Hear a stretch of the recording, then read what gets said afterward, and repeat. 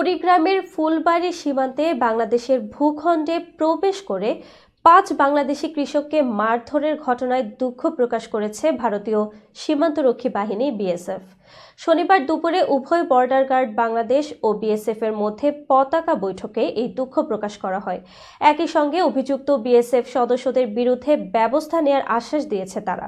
বিজিবির জানানো মতে আজ দুপুর 1:40 পতাকা বৈঠক শুরু হয় এবং 2:35 শেষ হয়। বৈঠকে 15 সদস্যের বিজিবি দলের নেতৃত্ব দেন লালমনিরহাট 15 ব্যাটালিয়নের অধিনায়ক লেফটেন্যান্ট কর্নেল শাকিল আলম আর 10 সদস্যের বিএসএফ দলের নেতৃত্ব দেন অমিত কুমার।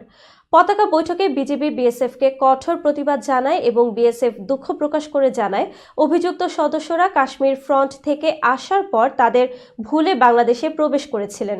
বিএসএফ দাবি করেছে তারা ভবিষ্যতে এমন ঘটনা এড়ানোর জন্য ব্যবস্থা নেবে। গত শুক্রবার বিএসএফ এর 5 সদস্য বাংলাদেশে ঢুকে কৃষকদের মারধর করলে এলাকাবাসীর তোপের মুখে তারা ফিরে যায়। পরিস্থিতি বর্তমানে স্বাভাবিক রয়েছে।